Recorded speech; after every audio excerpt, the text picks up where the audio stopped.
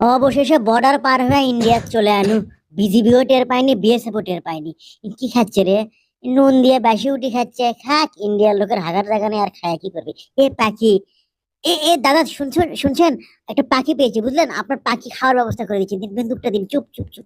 কে আপনি বলুন তো, হুট করে কোথা থেকে এসেছেন বলুন তো? মুন্ডি থেকে আছি, পরে শুনেন। ধুম মারে একারে পাখি মাথার উপর এসে বসলো। সে কি? ওই দেখুন, পাখি আপনার মাথার উপরে দেখুন।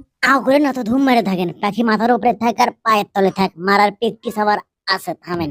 আমার পক্ষের মধ্যে ছোট একটা আয়না আছে, এই আয়না দেখে টিক করে তাপাসে মারমো। দেখি চোখে আলো বাজিচ্ছে।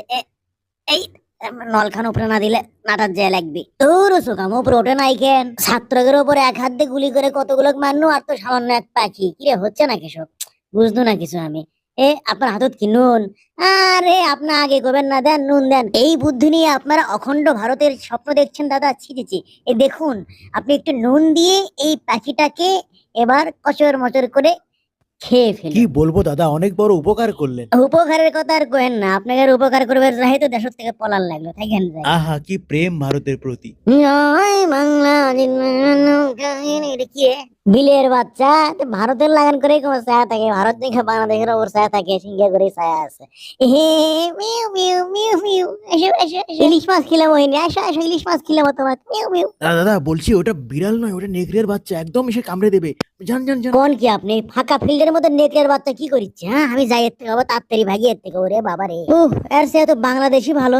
কিন্তু 15 বছর ধরে বাংলাদেশত যত অকাম কুকাম করছি, দেশত গেলে তো পাবলিক আমাকে ভালো থবি না। কি কন্য জীবনে রে? কাকটাল মাখনু যে আমাকে থেকে পড়ে গেল। কি রে দেখি, কি বাজে চাতের সাথে? তাই নরম নরম গমা থাকে কি রে? খসখসা। ওরে বাবা, সাপ! রাসেল ভাই পারে। ওরে বাবা রে, মাগো মাগো মাগো মাগো মা। বাংলাদেশ যাবো। হ্যাঁ, বাংলাদেশ নিয়ে যাও আমাকে। জেলত তুলো, রিমান্ডার তুলো, তাও আমাকে বাংলাদেশত নিয়ে যাও। বারে আমাকে বাঁচাও, জান রে বাঁচাও। ও মা গো মা, প্রয়োজনে নিয়ে যায় আয়না ঘরত তোলো, তাও আমাকে বাঁচাও গো। ও মা, সাপ! ও বাবা, বেঁচে গেছি, আর নাই। হ্যাঁ, চলে যাচ্ছি বাংলাদেশত। এখন ভালো হয়ে গেছি আমি। পদ্মা মেঘনা যমুনার তীরে। হে কেডা?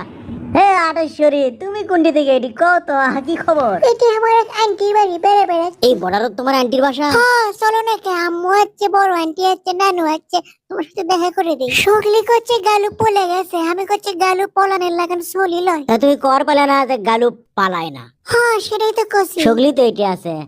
আন্টি, আসসালামু আলাইকুম। নানি, আসসালামু আলাইকুম। আমার যে কি ভাল লাগে। ওরে বাবা গো, ও মা, কি দেখনু গো, কি দেখনু? কি ব্যাপার আটেশ্বরী? আমার তো বুঝেছি না। আমাকে কি অপমান করলো লেকিন? আমি তো বুঝিচ্ছি না। কে রে? আর প্যান্ট কোনটি? ও মা গো, এ আমি কি দেখনু?